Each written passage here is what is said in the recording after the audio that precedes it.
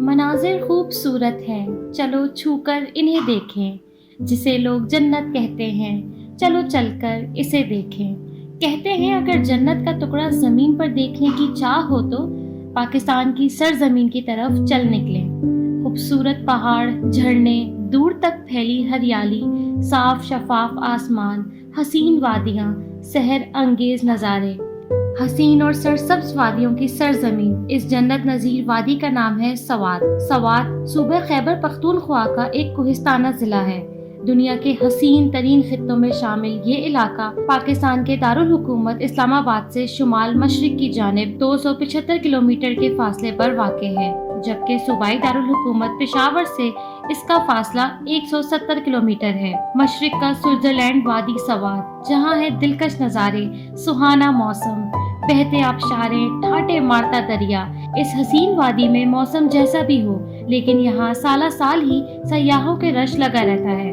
یہ وادی اونچے پہاڑوں میں گھری ہوئی ہے اور شمال سے چترال اور خزر کے اضلاع، مشرق سے کوہستان اور شانگلہ، جنوب سے بنیر اور مالاکنڈ اضلاع، جبکہ مغرب سے لوئر اور اپر دیر کے اضلاع میں جکڑی ہوئی ہے۔ سوات میں سیر و سیاحت کے لیے خاص کر مالم جبہ، ڈاگے، سیدو شریف، بحرین، مدین، کالام، مٹا، بری کوٹ، چار باغ، منگورا، خزانہ زیادہ مشہور ہیں۔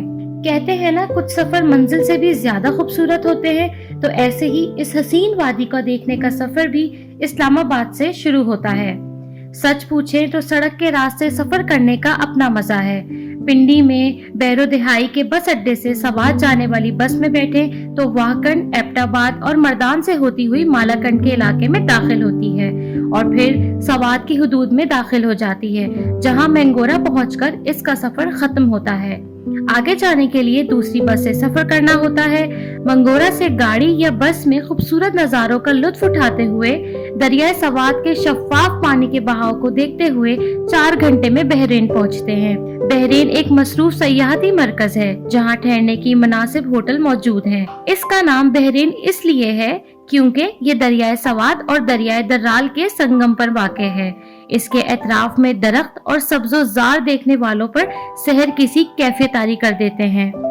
یہ فیصلہ کرنا ہمیشہ سے مشکل رہا ہے کہ سوات میں کون سا مقام سب سے زیادہ خوبصورت ہے۔ کلام سے 11 کلومیٹر آگے کی طرف سفر کریں تو مٹلاتن کا علاقہ آتا ہے، جو اپنے گھنے جنگلوں، برف پوش پہاڑی چوٹیوں اور بڑے بڑے گلیشیئرز کی وجہ سے مشہور ہے۔ کلام ہی سے 40 کلومیٹر کے فاصلے پر اپر اوشو کی وادی میں موہڈن جھیل واقع ہے، جو اپنی خوبصورتی میں بے مثال ہے۔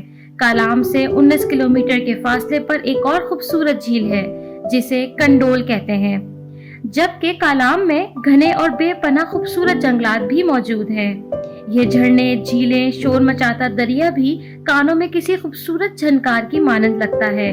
سوات کے بے تحاشا حسن، دل فریب وادیاں، یہ اونچے خاموش کھڑے پہاڑ کسی کو بھی اپنا دیوانہ بنانے کے لیے کافی ہیں۔ سوات کے شاہی باغ کا تو کیا ہی کہنا، جس کا سبززار آنکھوں کو ٹھنڈک پہنچاتا ہے۔ سوات کے حسن کو الفاظ میں بیان کرنا بہت مشکل ہے۔